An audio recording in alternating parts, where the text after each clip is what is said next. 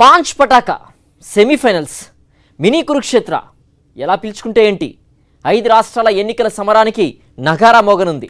ఇక మిగిలింది గంటల సమయం మాత్రమే. 8వ తేదీ నుంచి ఏ క్షణమైన ఎన్నికల షెడ్యూల్ విడుదల కావచ్చు. ఇప్పటిదాకా నేషనల్ పొలిటికల్ స్క్రీన్ మీద NDA versus India alliance episode play అయింది. ఈ 5 రాష్ట్రాల ఎన్నికల సమరంలో మాత్రం కాంగ్రెస్ బీజేపీ నువ్వా నేనా అన్నట్టుగా తలపడనున్నాయి. తెలంగాణ గట్టు మీద మాత్రం ముక్కోనపు పోరు రసపట్టుగా సాగనుంది. 5 రాష్ట్రాల ఎన్నికల్లో విజేతగా నిలిచేదెవరు? కర్ణాటకలో విజయం సాధించిన కాంగ్రెస్ మరింత జోష్గా 5 రాష్ట్రాల ఎన్నికల సమరానికి సై అంటే సై అంటోంది. ఈ సెమీఫైనల్స్లో కాంగ్రెస్కి వడ్డీతో సహా చెల్లించడం గ్యారంటీ అంటూ బీజేపీ సమరనాదం చేస్తోంది. ఈ మినీ కురుక్షేత్ర ఫలితాలు రాబోయే సార్వత్రిక ఎన్నికల్ని ప్రభావితం చేయడం ఖాయం. ఇక్కడ విజయకేతనం ఎగరవేసిన పార్టీ కేంద్రంగా జాతీయ స్థాయిలో పాజిటివ్ వైబ్రేషన్స్ సందడి చేస్తాయి. అందుకే 5 రాష్ట్రాల ఎలక్షన్ వార్లో అటు కాంగ్రెస్ ఇటు బీజేపీ చావో రేవో అన్నట్టుగా తలపడుతున్నాయి. దేశంలో ఎన్నికల వేడి మొదలైంది. సార్వత్రిక ఎన్నికలకు ఇంకా సమయం ఉంది. కానీ 5 రాష్ట్రాల ఎలక్షన్ వార్ మొత్తం దేశం అటెన్షన్ ని గెయిన్ చేస్తోంది. తెలంగాణ, మధ్యప్రదేశ్, రాజస్థాన్, ఛత్తీస్గఢ్, మిజోరాం ఈ 5 రాష్ట్రాల్లో గత ఎన్నికల్లో 3 చోట్ల కాంగ్రెస్ విజయం సాధించింది. కానీ ప్రస్తుతం 2 రాష్ట్రాల్లో మాత్రమే అధికారంలో ఉంది. 2018లో జరిగిన ఎన్నికల్లో ఈ 5 రాష్ట్రాల్లో ఒక్కచోట కూడా బీజేపీ విజయం సాధించలేదు. కానీ ఇప్పుడు మధ్యప్రదేశ్లో బీజేపీనే పవర్లో ఉంది. ఈ ఎన్నికల ఫలితాలు సార్వత్రిక ఎన్నికలను ప్రభావితం చేస్తాయి. ఈ మినీ కురుక్షేత్రలో సత్తా చాటిన పార్టీ కేంద్రంగా దేశమంతా పాజిటివ్ వైబ్రేషన్స్ హల్చల్ చేస్తాయి. అందుకే ఇప్పుడు ఈ 5 రాష్ట్రాల ఎన్నికలను కాంగ్రెస్, బీజేపీ అత్యంత సీరియస్ గా తీసుకున్నాయి. ఈ 5 రాష్ట్రాల్లో ఎన్నికలు అనేది బీజేపీకి చావో బతుకో అన్నట్టుగా ఉంది. కారణం ఏంటంటే బహుశా ఇక్కడ గెలుపు మీద అనుమానంతోనే బీజేపీ 5 రాష్ట్రాల ఎన్నికలు వాయిదా వేస్తారనే ప్రచారం కూడా ఇప్పటివరకు జరిగింది. ఈ ఎన్నికల్లో బీజేపీ కనుక ఓటమి సంభవిస్తే ఎక్కువ రాష్ట్రాల్లో అది పార్లమెంట్ ఎన్నికల మీద దాని ప్రభావం కనిపిస్తుందనే భయం కూడా బీజేపీకి ఉంది. అందువలన ఈ ఎన్నికల్లో 5 రాష్ట్రాల్లో జరిగే ఎన్నికలు బీజేపీకి ప్రతిష్టాత్మకంగా మారతాయి. ఈ 5 రాష్ట్రాల్లో కనీసం 2 రాష్ట్రాలన్న మధ్యప్రదేశ్, రాజస్థాన్ గెలిస్తే బీజేపీ పరువు నిలబడుతుంది. లేదంటే దాని ప్రభావం పార్లమెంట్ ఎన్నికల మీద పడవచ్చు అనేది నా అభిప్రాయం. 5 రాష్ట్రాల ఎన్నికలకు సంబంధించి కేంద్ర ఎన్నికల సంఘం ఇప్పటికే అన్ని కసరత్తులు పూర్తి చేసింది. దీంతో 8వ తేదీ తర్వాత ఏ క్షణమైనా ఎన్నికల షెడ్యూల్ విడుదల కావచ్చని ఢిల్లీ వర్గాలు చెప్తున్నాయి. జాతీయ మీడియాలోనూ ఇదే కోణంలో కథనాలు ప్రసారం చేస్తున్నాయి. తెలంగాణ, మధ్యప్రదేశ్, రాజస్థాన్, మిజోరాంలలో ఒకే విడత పోలింగ్ నిర్వహించాలనుకుంటోంది ఎన్నికల సంఘం.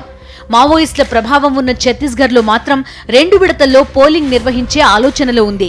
డిసెంబర్ 10, 15 తేదీల మధ్య ఓట్ల కౌంటింగ్ నిర్వహించేందుకు ఈసీ ప్రణాళిక రూపొందిస్తున్నట్టు సమాచారం.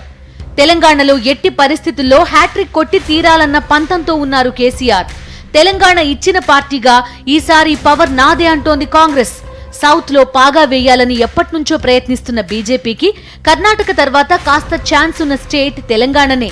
అందుకే ఈసారి బీజేపీ కూడా ఫుల్ ఫోకస్ పెట్టింది. ఇప్పటికే ప్రధాని మోదీ 2 సార్లు తెలంగాణలో పర్యటించారు. అమిత్ షా కూడా నేను సైతం అనేశారు.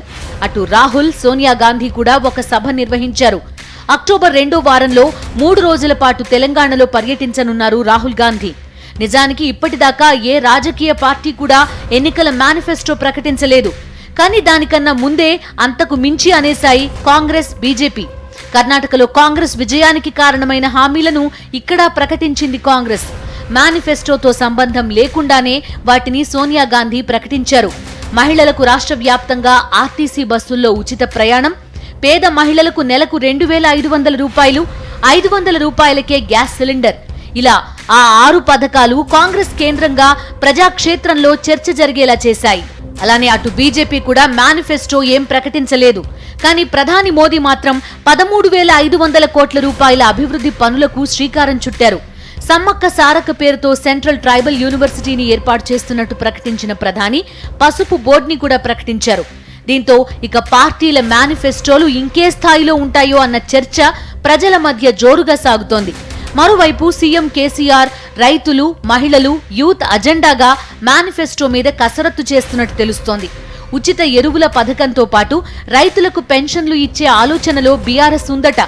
అలానే ఒక్కో సిలిండర్ని 450 నుంచి 500 రూపాయల ధరలో ఇవ్వాలని కేసీఆర్ ఆలోచిస్తున్నారట. ఇక ఎన్నికల షెడ్యూల్ రిలీజ్ అయిన తర్వాత ఒకవైపు మేనిఫెస్టోలు, మరోవైపు మాటల తూటాలు, ఇంకోవైపు హామీల వర్షాలతో ప్రజలను ఉక్కిరిబిక్కిరి చేయడానికి 3 పార్టీలు రెడీ అవుతున్నాయి. 5 రాష్ట్రాల ఎన్నికలకు నగారా మోగనుంది. కానీ తెలంగాణలో మాత్రం 40 రోజులకు ముందే ఆ స్థాయిలో ఎన్నికల వేడి రాజేశారు కేసీఆర్. అభ్యర్థుల జాబితాను అన్ని పార్టీల కన్నా ముందే ప్రకటించి ఎన్నికల బరిలో బీఆర్ఎస్ ఆట మొదలైందని తేల్చేశారు. ఆ తర్వాత అటు కాంగ్రెస్ ఇటు బీజేపీ అధిష్టానాలు కూడా ఆపరేషన్ తెలంగాణ అనేశాయి. సోనియా, రాహుల్ ఒకసారి సభ నిర్వహిస్తే మోదీ 2 సభల్లో పాల్గొన్నారు.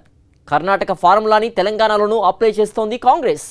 మరోవైపు మేనిఫెస్టోకి పదును పెడుతున్నారు కేసీఆర్. ఇంత సీరియస్గా ఎలక్షన్ వార్ జరుగుతున్న చోట కామెడీ క్రియేట్ చేసే బాధ్యత నాది అంటున్నారు హీరో బాలకృష్ణ. తెలంగాణలో మాకు పోటీనే లేదంటోంది బీఆర్ఎస్. కాంగ్రెస్ వర్సెస్ బీఆర్ఎస్ వార్లో విజయం మాదే అంటోంది హస్తం పార్టీ.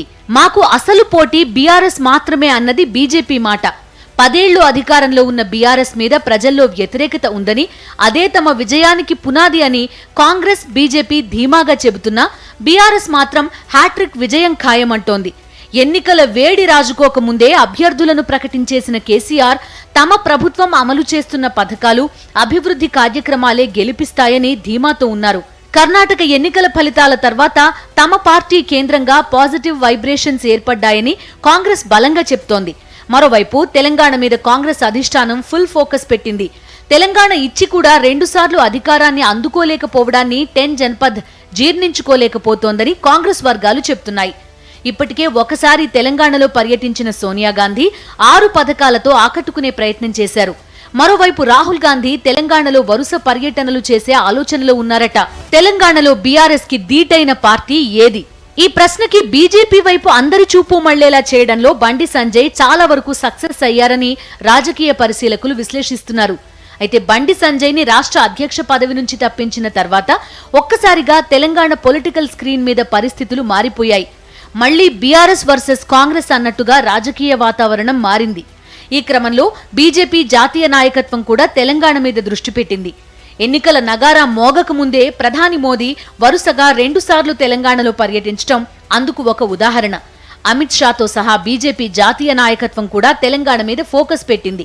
నార్త్ పార్టీ అన్న ముద్రని చెరిపేసుకునే క్రమంలో దక్షిణ భారతదేశంలో పట్టు సాధించాలని బీజేపీ ఎప్పటినుంచో ప్రయత్నిస్తోంది.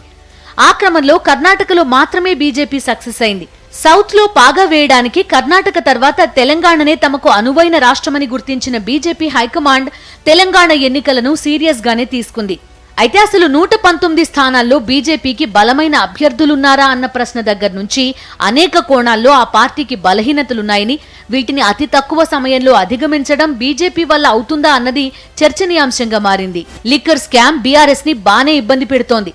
అవినీతి కోణంలో జాతీయ స్థాయిలో బీఆర్ఎస్ వైపు వేలు చూపించడానికి ఈ పరిణామాన్ని బీజేపీ బానే వాడుకుంది. అలానే నిజామాబాద్ సభలో కేసీఆర్ ఎన్డీఏలో చేరాలని ప్రయత్నించడం దగ్గర నుంచి కేటీఆర్ ని సీఎం చేయాలనుకున్నారని, తన ఆశీర్వాదం అడిగారని మోదీ చేసిన వ్యాఖ్యలు పెద్ద కలకలమే రేపాయి. మహబూబ్ నగర్ సభలో కుటుంబ పార్టీలు అని మాత్రమే విమర్శలు చేసిన మోదీ నిజామాబాద్ లో కేసీఆర్ ఫ్యామిలీపై విరుచుకుపడ్డారు. అలానే కర్ణాటక ఎన్నికల్లో కాంగ్రెస్ కి కేసీఆర్ ఆర్థిక సాయం చేశారన్నారు మోదీ. అప్పట్లో జేడీఎస్ కి కేసీఆర్ మద్దతిచ్చారు, కాంగ్రెస్ కి కాదు. బీజేపీ బీఆర్ఎస్ రహస్య బంధం అంటూ కాంగ్రెస్ విమర్శలు చేస్తున్న నేపథ్యంలో కాంగ్రెస్ బీఆర్ఎస్ మధ్యనే అసలు రహస్య బంధం ఉందన్నట్టుగా మోదీ విమర్శనాస్త్రాలు సంధించారు. అసెంబ్లీ ఎన్నికలు కేంద్రంగా తెలంగాణ గట్టు మీద మాటల తూటాలు ఏ స్థాయిలో పేలతాయో చెప్పడానికి ఇదొక చిన్న ఉదాహరణగా రాజకీయ పరిశీలకులు విశ్లేషిస్తున్నారు. తెలంగాణలో భారతీయ జనతా పార్టీ ఒక 6 నెలల క్రితం ఉన్న పరిస్థితి వేరు, ఇవాళ ఉన్న పరిస్థితి వేరు. తెలంగాణలో ఇవాళ భారతీయ జనతా పార్టీ భారత రాష్ట్ర సమితికి ధీటుగా పోటీ ఇచ్చే పరిస్థితులు అయితే లేదు. అనేక కారణాలు. నరేంద్ర మోదీ గారు ఇటీవల 2 సభల్లో ప్రసంగించి పసుపు బోర్డుకు ఆమోదం తెలిపి కేంద్ర కేబినెట్ కూడా నిర్ణయించింది పసుపు బోర్డు ఏర్పాటు చేయాలని. అట్లాగే ట్రైబల్ యూనివర్సిటీ ఒకటి ములుగులో. ఈ హామీలు ఇచ్చినప్పటికీ కూడా భారతీయ జనతా పార్టీ బీఆర్ఎస్ కలిసిపోయాయి అనేది ప్రజలు నమ్ముతున్నారు. మొన్న నిజామాబాద్లో ప్రధానమంత్రి నరేంద్ర మోదీ గారు కేసీఆర్ గారిని ఆయన కుమారుడు కేటీఆర్ గారిని ఉద్దేశించి కొన్ని వ్యాఖ్యలు చేసినప్పటికీ ప్రజల్లో ఆ నమ్మకం అనేది అయితే సడలిపోలేదు. రెండు ఒకటే, ఎందుకంటే ఇక్కడ కాంగ్రెస్ ఓడించడానికి బీఆర్ఎస్ బీజేపీ ఒకటే అనేది అనుకుంటున్నమాట. మరోవైపు సర్వేల సందడి కూడా తెలంగాణ గట్టు మీద జోరుగా సాగుతోంది. బీఆర్ఎస్ దే పై చేయి అని టైమ్స్ నౌ సర్వే స్పష్టం చేస్తే, లోక్పాల్ ప్రీపోల్ సర్వే మాత్రం కాంగ్రెస్ దే అధికారం అంటోంది. కర్ణాటక అసెంబ్లీ ఎన్నికల్లో లోక్పాల్ సర్వే అంచనాలు ఫలితాలకు దగ్గరగా వచ్చాయి. మరోవైపు పోల్ మేనేజ్మెంట్ నుంచి బలమైన అభ్యర్థుల వరకు అనేక విషయాల్లో బీఆర్ఎస్ కి కాంగ్రెస్ బీజేపీ క్షేత్రస్థాయిలో ఎంతవరకు పోటీ ఇవ్వగలవన్న ప్రశ్న కూడా తన ఉనికిని బలంగానే చాటుకుంటోంది. ఇలా అనేక కోణాల్లో తెలంగాణ రాజకీయ ముఖచిత్రం వేడెక్కిన తరుణంలో ఒక్కసారిగా కామెడీ క్రియేట్ చేసే బాధ్యతని హీరో బాలకృష్ణ తీసుకున్నారని పొలిటికల్ సర్కిల్స్ చెప్తున్నాయి.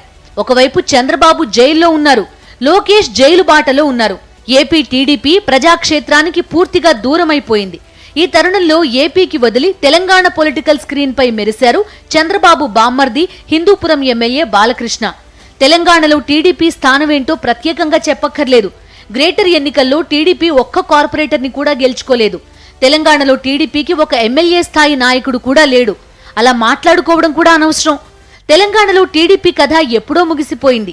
ఇప్పుడు బాలకృష్ణ వచ్చి తెలంగాణ ఎన్నికల సమరంలో తమ సత్తా ఏంటో చూపిస్తామని సినిమాటిక్ స్టైల్లో చెప్పడం రాజకీయ వర్గాలను ఆశ్చర్యపరుస్తోంది.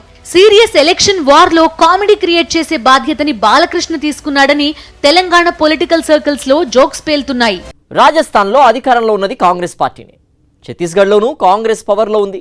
అధికార పార్టీ హోదాలో ఎన్నికల సమరానికి సై అంటున్న రెండు చోట్ల రెండు రకాల సమస్యలు కాంగ్రెస్ని వేధిస్తున్నాయి. మరోవైపు బీజేపీ ఎట్టి పరిస్థితుల్లోనూ గెలుపు గుర్రం ఎక్కాల్సిందే అన్న పట్టుదలతో ఉంది. అదే సమయంలో ఆ పార్టీని కొన్ని ప్రత్యేక ఇష్యూస్ ఇబ్బంది పెడుతున్నాయి. మొత్తం మీద రెండు రాష్ట్రాల్లో రెండు పార్టీలు నువ్వా నేనా అన్నట్టుగా తలపడుతున్నాయి. మరి ఎవరిది పై చేయి కానుంది? 2018 అసెంబ్లీ ఎన్నికల్లో కాంగ్రెస్ పార్టీ అధికారంలోకి వచ్చింది. 230 అసెంబ్లీ సీట్లలో కాంగ్రెస్ 114 సీట్లు గెలుచుకుని ఏకైక పెద్ద పార్టీగా నిలిచింది. బీజేపీ 109 సీట్లకు పరిమితమైంది.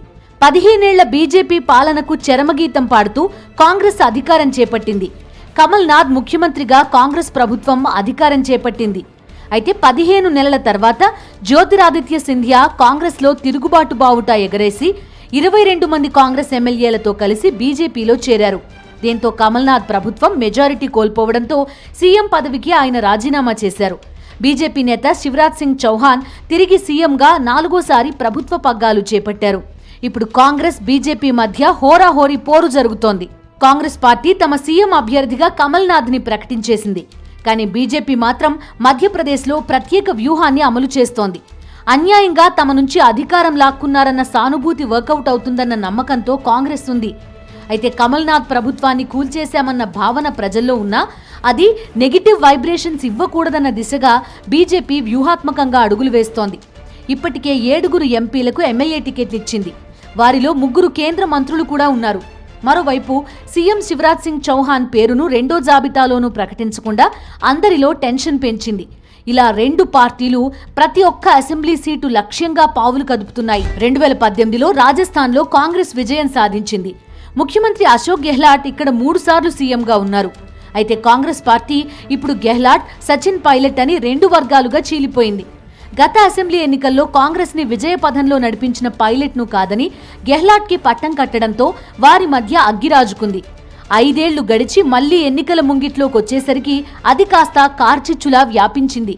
సొంత పార్టీ మీద, ముఖ్యమంత్రి మీద అలిగి ధర్నా చేసేందుకు పైలట్ వెనకాడలేదంటే ఆయనలో అసంతృప్తి ఏ స్థాయిలో ఉందో అర్థమవుతుంది. ఇప్పుడు ఇద్దరి మధ్య సయోధ్య అయినట్టే కనిపిస్తున్నా అది ఎంతవరకు అన్నది ప్రశ్నార్థకమే. అదే సమయంలో కాంగ్రెస్ పాలన మీద ప్రజల్లో వ్యతిరేకత కనిపిస్తుందన్న వాదన కాంగ్రెస్ కండువాల్లో ఆందోళన రేపుతోంది. 1984లో రాష్ట్ర రాజకీయాల్లోకి ప్రవేశించినప్పటి నుంచి రాజస్థాన్ బీజేపీకి పర్యాయపదంగా మారారు వసుంధర రాజే. అయితే 2018లో పార్టీ ఓటమి పాలైన తర్వాత ఆమె ప్రాధాన్యత తగ్గుతోంది. కేంద్ర మంత్రి గజేంద్ర సింగ్ షెకావత్, లోక్సభ స్పీకర్ ఓం బిర్లా, రాజస్థాన్ శాసనసభ ప్రతిపక్ష నాయకుడు రాజేంద్ర రాథోడ్, రాజస్థాన్ బీజేపీ అధ్యక్షుడు సిపి జోషి ఇలా చాలా మంది సీఎం రేస్లో ఉన్నారు. వసుంధర రాజేకి వ్యతిరేకంగా పావులు కదుపుతున్నారు వీరంతా. వరుసగా 2 సార్లు రాజస్థాన్ ఓటర్లు ఎవరికీ అధికారం ఇవ్వరు కాబట్టి ఈసారి పవర్ మాదే అని బీజేపీ చెబుతోంది. రాజస్థాన్లో ప్రతి 5 ఏళ్లకు ఒకసారి ప్రభుత్వాలను మార్చడం అక్కడ ప్రజల ఆనవాయితీ. గడిచిన కొన్ని దశాబ్దాలుగా మీరు చూడండి, అక్కడ 5 ఏళ్ళు బీజేపీ, 5 ఏళ్ళు కాంగ్రెస్ అధికారంలో ఉంటుంది. ఈసారి రాజస్థాన్లో కాంగ్రెస్ పార్టీ గెహ్లాట్ ప్రభుత్వం గడిచిన 5 సంవత్సరాలుగా చేస్తున్న సంక్షేమ కార్యక్రమాలను పెద్ద ఎత్తున ప్రచారం చేస్తోంది. కానీ కాంగ్రెస్ పార్టీలో అంతర్గత కలహాలు, ముఖ్యంగా రాజేష్ పైలట్ తనయుడు సచిన్ పైలట్కు వర్గానికి గెహ్లాట్ వర్గానికి మధ్య పచ్చ గడ్డి వేసిన బగ్గమనే పరిస్థితి. వచ్చే ఎన్నికల్లో ఈ వర్గాలు ఎలా టికెట్ల కోసం పోట్లాడతాయి? తమ వర్గం వారికే టికెట్ కావాలని ఇటు గెహ్లాట్ వర్గం, అటు సచిన్ వర్గం బాహాబాహికి దిగే అవకాశం ఉంది. ఇప్పటికే 2 వర్గాల మధ్య ఉన్న ప్రచ్ఛన్న యుద్ధాన్ని అధిష్టాన వర్గం ఏ రకంగా పరిష్కరిస్తుంది? ఈ కుమ్ములాటలను దృష్టిలో ఉంచుకొని బీజేపీ, భారతీయ జనతా పార్టీ తన అభ్యర్థులను ముందే ప్రకటించడం ద్వారా అక్కడ ఎన్నికల్లో గెలిచి అధికారం పగ్గాలు చేపట్టాలని బీజేపీ అనుకుంటోంది. ఛత్తీస్గఢ్లో కాంగ్రెస్ ముఖ్యమంత్రి భూపేష్ బాఘేల్ దూకుడు మీదున్నారు. అధికారంలోకి వచ్చిన తర్వాత జరిగిన పలు ఉప ఎన్నికల్లో ఆయన విజయం సాధిస్తూ వస్తున్నారు. అదే సమయంలో 2018లో ఓటమి తర్వాత బీజేపీలో ఇంకా ఇక్కడ కొత్త నాయకత్వం ఏర్పడలేదు.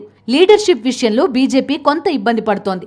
అదే సమయంలో బీజేపీని లైట్గా తీసుకోవడానికి వీల్లేదని రాజకీయ పరిశీలకులు విశ్లేషిస్తున్నారు. కాంగ్రెస్ దే పైచేయిగా సర్వేలు చెప్తున్నప్పటికీ చివరి నిమిషం వరకు బీజేపీ గట్టి పోటీ ఇస్తుందన్నది పొలిటికల్ అనలిస్టుల విశ్లేషణ. ఇక మిజోరాంలో 2008 నుంచి 2018 వరకు కాంగ్రెస్ పార్టీనే అధికారంలో ఉంది. కానీ 2018లో కాంగ్రెస్ లెక్క తప్పింది. ఆ పార్టీతో దీర్ఘకాలంగా రాజకీయ పోరాటం చేస్తున్న మిజో నేషనల్ ఫ్రంట్ విజయం సాధించింది. బీజేపీ కూడా ఎంఎన్ఎఫ్కే మద్దతు ప్రకటించింది. ఈసారి కూడా హంగ్ తప్పదని రాజకీయ వర్గాలు చెప్తున్నాయి. 2018లో ఛత్తీస్గఢ్, రాజస్థాన్, మధ్యప్రదేశ్ 3 రాష్ట్రాలను కాంగ్రెస్ గెలుచుకున్నప్పటికీ ఈ 3 రాష్ట్రాల్లోని 65 ఎంపీలలో 63 మందిని ఆ పార్టీ కోల్పోయింది. మొత్తం 5 రాష్ట్రాల్లో బీజేపీ ఓడిపోయినా 82 ఎంపీలకు గాను 67 ఎంపీలను గెలుచుకుంది. అయితే గత సార్వత్రిక ఎన్నికల సమయంలో మోదీ కేంద్రంగా ఏర్పడిన పాజిటివ్ వైబ్రేషన్స్ కారణంగానే అది జరిగిందన్నది రాజకీయ పండితుల అభిప్రాయం. అయితే ఈసారి మాత్రం 5 రాష్ట్రాల అసెంబ్లీ ఎన్నికల ఫలితాలు సార్వత్రిక ఎన్నికలపై ప్రభావం చూపుతాయి. అందుకే కాంగ్రెస్, బీజేపీలు సర్వశక్తులు ఒడ్డి సమరానికి సై అంటున్నారు.